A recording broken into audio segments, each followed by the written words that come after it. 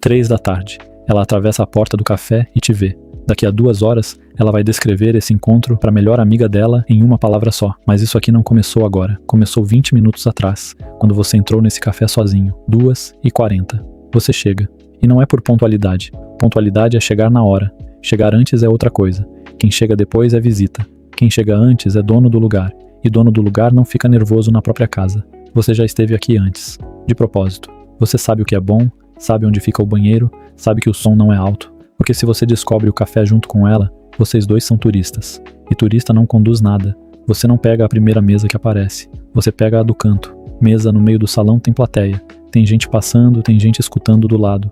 E mulher nenhuma fala do que interessa com uma mesa ouvindo. Você senta de frente para o movimento e deixa para ela o lado da parede. Assim toda a bagunça do salão bate nas suas costas, não nos olhos dela.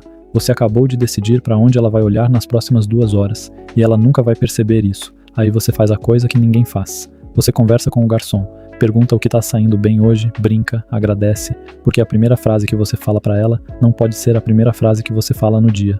Voz fria trava, voz aquecida não. Cantor nenhum sobe no palco sem aquecer. E você acha que vai chegar direto do trânsito e ser encantador. Faltam 3 minutos, e você faz a coisa mais estranha de todas. Você guarda o celular. Não é por educação. Educação vem depois. É porque tela te coloca em modo receptor. Rosto parado, corpo desligado, cérebro consumindo. E você não sai desse modo em 2 segundos. É exatamente assim que a maioria dos caras é encontrada. 3 horas se arrumando e chegam na mesa com o sistema nervoso congelado. Porque tem uma coisa que ninguém conta sobre o começo de um encontro. O primeiro sentimento que ela sente hoje não é sobre você. É uma cópia do seu. Se você tá tenso, ela fica tensa e vai achar que o problema é ela. Se você tá em paz, ela relaxa e vai achar que o motivo é você. Você não tá esperando, você tá ocupando. 2h59.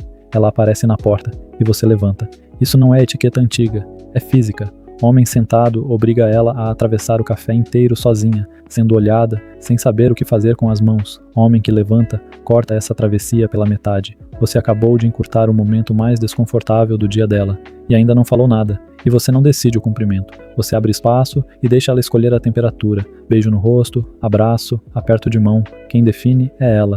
Homem que puxa um abraço que ninguém pediu, já começa devendo. Ela senta, e você elogia uma coisa só, e é uma coisa que ela escolheu. Não, você tá linda. Você fala do casaco, do brinco, da cor, porque elogiar o rosto dela é elogiar uma genética que ela não escolheu. Elogiar o que ela vestiu é elogiar uma decisão que ela tomou pensando nesse encontro. Um é sobre a cara dela, o outro é sobre o gosto dela. Adivinha qual dos dois ela repete pra amiga.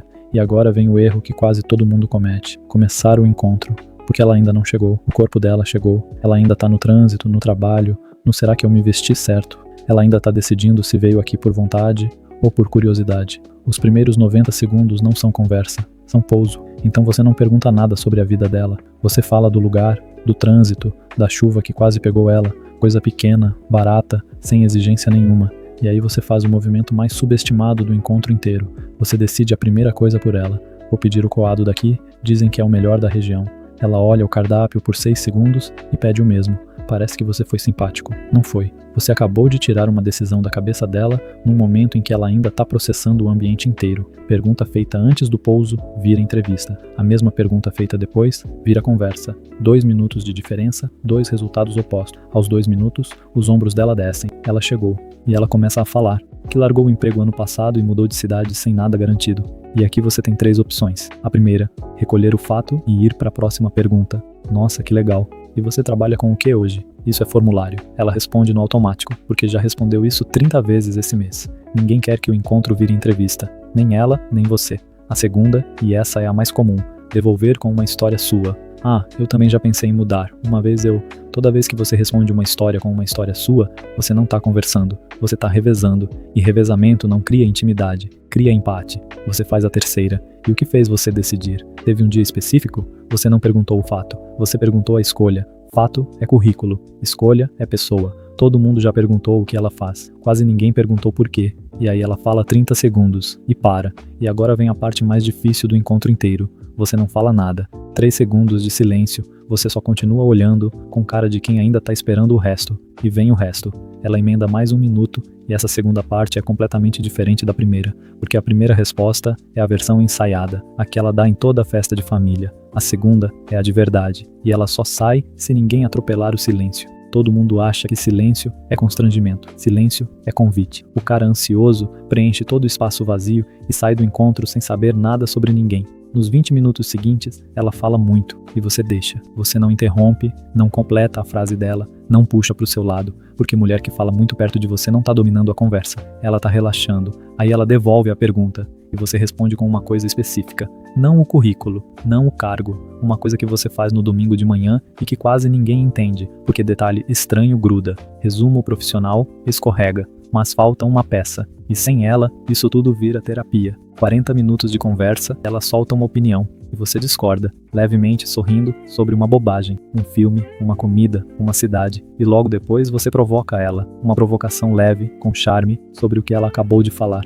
nunca sobre o que ela é. Ela ri e te chama de chato. Isso é ótimo sinal, porque conversa sem nenhum atrito é conversa sem nenhuma lembrança. Concordar com tudo não é simpatia, é ausência. Ninguém nunca se apaixonou por um espelho. 13h50, o pedido dela vem errado, ela pediu cappuccino, veio chá, e os próximos 10 segundos falam mais sobre você do que a hora inteira antes deles. Porque pensa comigo, tudo que você mostrou até agora dá pra treinar em casa. A roupa, a história, a piada, o jeito de perguntar. O pedido errado não estava no roteiro. Atrito é a única prova não editada do encontro, e ela sabe disso sem nunca ter pensado nisso. Existem 3 caminhos: o cara que faz escândalo e vira na hora uma pessoa que ela não quer conhecer melhor, o cara que fica constrangido, pede desculpa pro garçom, pra ela, pro universo e transforma um erro de 2 segundos num evento de 5 minutos. E o terceiro, você chama o garçom, resolve em uma frase, sem drama e sem gelo, agradece, e volta pro assunto exatamente onde parou, no meio da frase, como se nada tivesse acontecido, porque de fato não aconteceu nada. E tem uma coisa que ela nem finge que não tá reparando: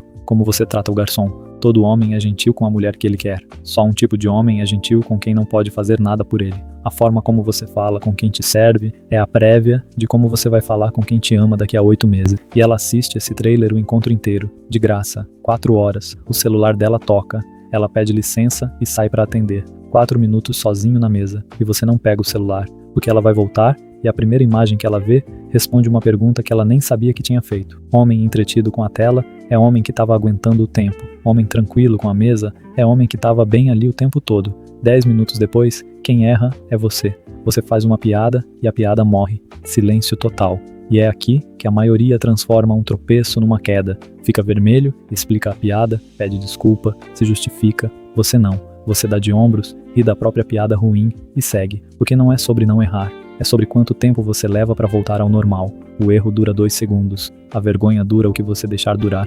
4h15. A conversa tá no melhor momento. Ela tá rindo alto, inclinada para frente, sem olhar as horas. E é exatamente por isso que você vai acabar com ela. Você olha o relógio e diz uma coisa que parece burrice. Olha, eu tenho uma coisa às 5. Vamos indo? E passa na cara dela aquele microsegundo de já, perfeito. Era exatamente isso, porque a memória não guarda a média de um encontro, ela guarda o final. Encontro que dura até a conversa secar termina no pior momento do dia. E o último arquivo que ela salva é um bocejo às 6 da tarde. Encontro bom não termina cansado, termina cedo demais. Quem encerra com a coisa ainda quente decide como ela vai ser lembrada. E tem um segundo efeito, esse aqui silencioso. O cara que fica até o último minuto tem uma agenda vazia. O cara que precisa ir tem uma vida acontecendo hoje ainda. Você não falou isso, você demonstrou com um horário. Na calçada, você não faz a pergunta que todo mundo faz. Você não pergunta se ela quer sair de novo, porque no meio da conversa, ela comentou que nunca comeu comida japonesa de verdade, e você respondeu na hora. Então isso a gente resolve outro dia, e mudou de assunto. Você não pediu uma segunda chance, você deixou uma pendência. Segundo encontro bom, não é um pedido, é a continuação de uma coisa que ficou aberta. E aí vem o último momento. Você não pergunta se pode beijar, e não avança na cara dura. Você para, meio passo, silêncio, olhar sustentado meio segundo a mais do que o normal. A pausa é a pergunta, e o que ela faz com esse meio segundo é a resposta. Se ela chega perto, aconteceu. Se ela desvia e abraça, também tá tudo bem, porque nada foi pedido em voz alta. Então, nada foi negado. Você acabou de fazer a única pergunta impossível de errar. Você espera o carro dela sair, não sai andando antes. 5 horas, você chega em casa. E não manda, cheguei bem, adorei a tarde, porque essa mensagem não entrega nenhuma informação nova. Ela já sabe que foi bom, ela estava lá, Mensagem assim não é elogio, é pedido de confirmação disfarçado de gentileza. Você manda no dia seguinte de manhã uma linha só sobre a pendência. 5:10. Ela manda a mensagem para a amiga e a palavra é química. Sei lá, rolou uma química absurda.